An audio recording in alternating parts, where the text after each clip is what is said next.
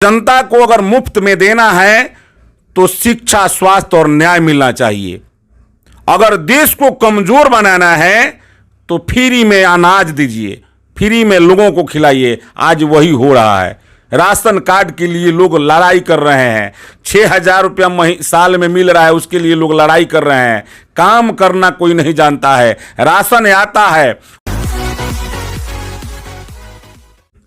नमस्कार, मैं सुनील, आप देख रहे हैं बिहार दस्तक।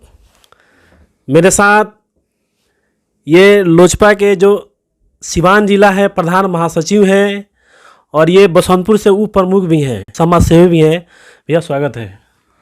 सबसे पहले आपको, आपके चैनल को बहुत बहुत बधाई कि आपने मुझे कुछ कहने का मौका दिया, और आपके साथ पूरे देशवासियों को मेरे तरफ से हार्दिक शुभकामना और बधाई है।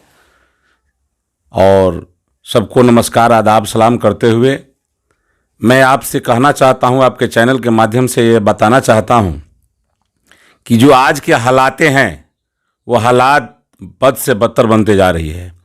इसमें सारी सरकार की व्यवस्थाएं जो है, विधि व्यवस्थाएं, वो विफलता की तरफ ले जा रही है। जनता को कैसे मोटलाइज करना है, जनता को कैसे संभालना है, ये तो सरकार जानती है, परंतु जानते हुए भी जनता के साथ में खिलवाड़ कर रही है। चाहे जो भी हालात की सरकार हो या आने वाली सरकार हो, आज की जितने भी सरकार बन रही है, जितने भी लोग हैं, जितने भी राजनेता हैं, सभी नेतागण और नेत्रीगण, जितने भी नेता और नेत्रीगण हैं, वो सभी लोग अपने कुर्सी को कैसे बरकरार रखना है, बस इसी में वो अपना भलाई समझ रहे हैं। जनता जाए भाड़ में, उससे कोई मतलब नहीं रखते हैं। भैया, यह केंद्र की सरकार हो या राज्य की सरकार हो, मतलब मामला कहीं का भी हो, या झारखंड का हो या बिहार का हो या यूपी का हो, दलित का शोषण रुक नहीं रहा है। दलितों के साथ शोषण जो नहीं रुक रहा है, दलित कुछ ऐसे हैं जो समाज में सेवा करना चाहते हैं, आगे आना चाहते हैं। कुछ लोगों को यह पचता नहीं है, इसलिए दलितों के साथ में अत्याचार होते जा रहा है। लेकिन दलित ही है कि देश को रक्षा किया है। जाइए देखिएगा, जहां भी अगर थाना चौकीदार, पुलिस चौकी है, वहां पर सबसे ज्यादा पासवान ही चौकीदार के रूप में तैनात रहते हैं। तो पहरादारी भी करता है। और दलितों के साथ में अगर अत्याचार होता है तो ये घोर निंदा है, ये अच्छी बात नहीं है, नहीं होनी चाहिए। लेकिन जहां हो भी रहा है वहां की वस्तु स्थिति जानना जरूरी भी होती है।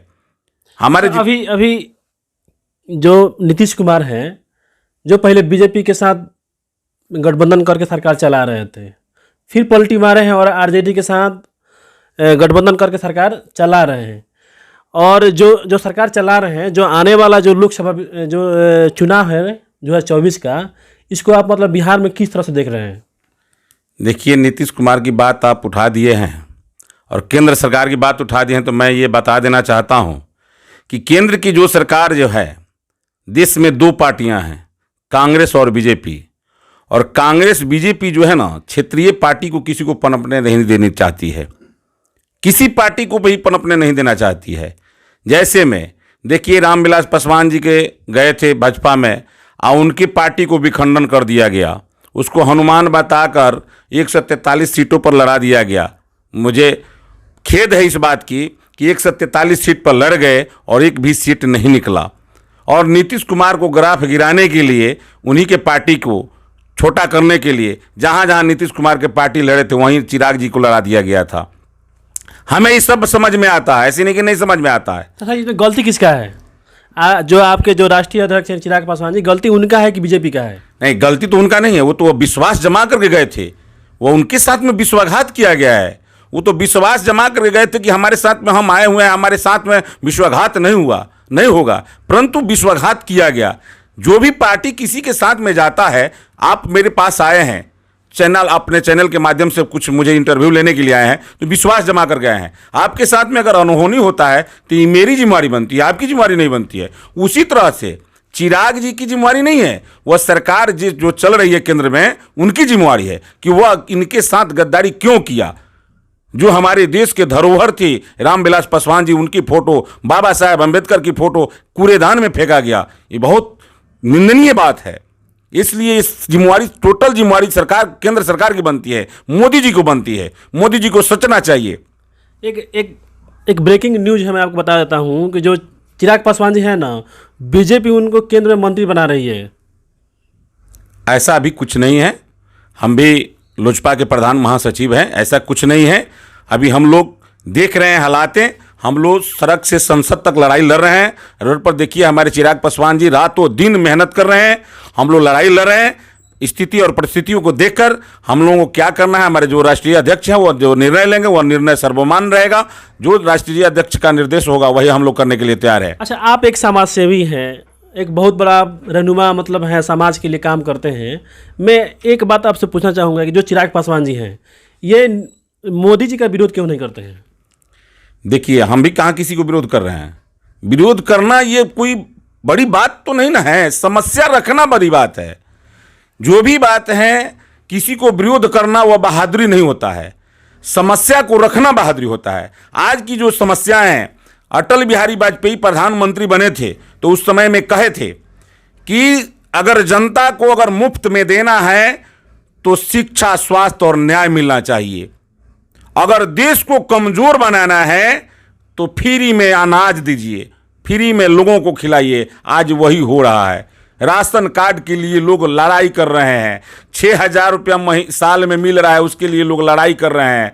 काम करना कोई नहीं जानता है। राशन आता है और राशन जो है सो किसी गलिए के किनारे के माध्यम से वह राशन बिक्री कर दिया जाता है और वह राशन के दूसरे राशन चावल लोग लेकर के खा लेते हैं, वो भरण पोषण करते हैं। कहते हैं कि 200 रुपया सब्जी के लिए कहीं जाएंगे, कमा करके लाएंगे, खा लेंगे, पेट भर जाएगा, हो जाएगा, ज़्यादा मेहनत करने की आवश्यकता नहीं। आज देश में सबसे ज़्यादा लोग कामचोर बनते जा रहे हैं, मेहनत करने से कतरा रहे हैं। ये सब फ्री में अनाज खिलाने की वजह से है। इसलिए मैं देशवासियों से निवेदन करता हूं कि आप लोग मेहनत करना जानिए और अपने बच्चे को, आज तक ले किसी ने कहा है, सभी लोग राशन के लिए और किरासन के लिए और 6,000 रुपये के लिए लड़ाई लड़ता है, लेकिन किसी ने नहीं कहा कि हमारे देश में शिक्षा व्यवस्था धराशायी होती जा रही है, शिक्षा व्यवस्था को उच्च स्तर तक पहुंचाने का काम किया जाए। किसी ने अभी तक आवाज नहीं उठाया है। किसी नेता ने नहीं आवाज उठाया है कि शिक्षा व्यवस्था हमारा धराशायी हो गया है। जिस शिक्षा का मंदिर जो है उसको और ऊंचे स्तर तक ले जाना चाहिए। जो हमारे देश के बच्चे बच्चियां यूक्रेन, विदेशों में जाकर के पढ़ाई करते हैं, वहाँ से फिर भगाया जाता है, वहाँ से वो भाग करके आते हैं। हमारे देश भी ऐसा व्यवस्था होना चाहिए। दूसरे देश में हम आश्रित क्यों रहेंगे? हम अपने देश पर आज़ाद करेंगे। लेकिन आज की देश की व्यवस्था क्या है कि हमारे देश के लड़के दूसरे देश में पढ़ने के लिए जाते हैं, भेजे जाते हैं, कमाने के लिए भी भेजे जाते हैं। बिहार की हालात क्या है? बिहार में सब कुछ था, आज सब कुछ खत्म हो गया। बिहार के लोग पलायन हो रहे हैं। बिहार के लोग बाहर में जाते हैं तो जीते हैं, नहीं जाएंगे तो नहीं जिएंगे। तो व्यवस्था ये सरकार की होनी चाहिए और उसमें जनता का भी सहयोग होना चाहिए। अच्छा, नीतीश कुमार जी 15 साल से राज कर रहे हैं बिहार में। अभी तक उन्होंने एक भी फैक्ट्री नहीं लगाया। जो बिहार के जो श्रमिक लोग हैं अपने जीवन यापन करने के लिए दूसरे राज्य में जाते हैं। अगर यहाँ नीतीश कुमार जी अगर फैक्ट्री बनाते तो जो यहाँ के श्रमिक लोग हो ये अदर स्टेट नहीं जाते। बिल्कुल सही बात है। यहाँ अगर फैक्ट्री होती, यहाँ रोजगार होता, नहीं जाते। लेकिन देखिए, बिहार के भी कुछ ऐसे लोग हैं कि जिनको बिजनेस करने के लिए पैसा दिया जाता है, वो सही ढंग से बिजनेस नहीं कर पाते हैं। पैसा सरकार देती है बिजनेस करने के लिए, तो बिजनेस भी करना चाहिए, लेकिन लोग भी नहीं कर पाते हैं। उत्थान करना चाहिए, उत्थान नहीं कर पाते हैं। सिर्फ सरकार के आश्रित अगर हम रहते हैं तो ये सरकार की ही जिम्मेवारी नहीं है, मेरी भी जिम्मेवारी है और सरकार की भी जिम्मेवारी कि जनता हमारी सुरक्षित कैसे रहे।